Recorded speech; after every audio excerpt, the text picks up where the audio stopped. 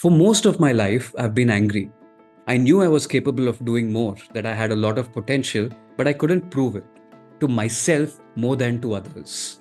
What was stopping my personal growth? Well, there were many things, but the biggest one was the baggage of the past. This baggage has many items. The dominant one among them are memories. I've lived for over 40 years. So you can imagine how many memories I had, most of which were negative. These negative memories, in turn, created negative emotions and desires overwhelm, self berating, escapism, and they also made me paint a bleak picture of the future. So, for instance, whenever I was struggling, memories would serve me with more such instances when I struggled. Oh, look at this one. This is also where you struggled. Oh, you remember that time when you messed up? Oh, how can we forget this embarrassing moment? And I would take all those instances, add my negative emotions to them, and paint a despondent picture of the future. And then there is comparison. I would compare every moment to either the past or an image of the future, effectively ruining all three of them. Bro, if you think you've self sabotaged, then I am the king.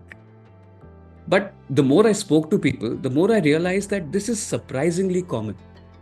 Memories will create imagination, comparison, and negative emotions, all of which get filled in this baggage of the past. The heavier this bag is, the slower we move on the journey of life, until we just stop. The baggage is too heavy to carry, and then we get frustrated because we're not doing anything. This entire vicious cycle repeats itself. But what if I told you that you can leave that baggage right now where it is? You could just take the tools that will help you in the future, fill them in a small handbag. How would that make you feel? Lighter, more confident, and energetic to pursue your path? I'm not going to talk about which tools you should take from the bag because those will vary from person. But from personal experience, I'll just share a few lessons on how you can set that bag down and choose the right tools for yourself. So let's go. Lesson number one: die every night, be reborn every morning. Most of the times we do something hoping that it will get us something else, like money, love, designation, or applause, and so on. Or we want to do the things we like and we want to avoid the things we don't like, even if the ones that we don't like are important. But in the process, we never give a task our best. Look, the task is in front of you for a reason. Let the chance to do it alone be all the reward you need. That is when you can give it your best. In fact, you can do it so well that there will be no residue of either regret or anxiety. No memories, no comparison, only contentment. And then, as index sages say, you will die every night and be reborn every morning because every experience will feel fresh for you. Lesson number two: slow down.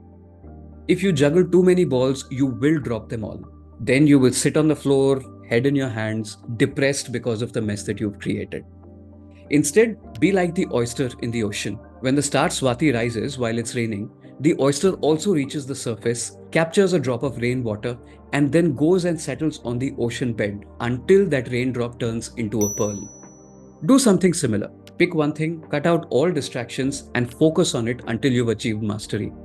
Then, not just that outcome, even you will turn into a pearl. Who cares how long it takes?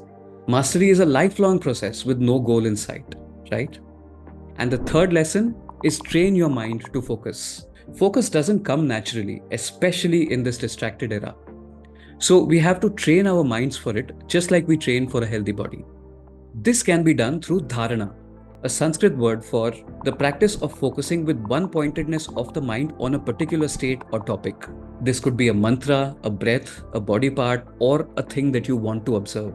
With practice, you'll be able to rein in the monkey mind and your senses. This is also called Indriya Nigraha. You will be able to focus on a task for longer, and you'll also be able to see things for what they are, just like the bottom of a pond becomes visible when the water becomes still. Dharana is a part of Ashtanga Yoga. You can read more about it in a link that I have mentioned in the description. Krishnamurti says a drawer is useful only when it's empty. The same holds true for your mind. Keep a few things, add and remove whatever you want, whatever you deem fit, as long as you keep it empty. And hey, don't worry that if you need to access the baggage of the past for whatever reason, you'll have to go back all the way to where you left it. The baggage is surprisingly light when summoned, and it's surprisingly heavy when carried. For instance, you're going through a rough patch. And you want to be reminded of similar instances when you didn't get what you wanted, when you got angry, when someone was mean to you. Oh, your baggage will appear in a flash. But when you have to carry it, well, you know how heavy it is.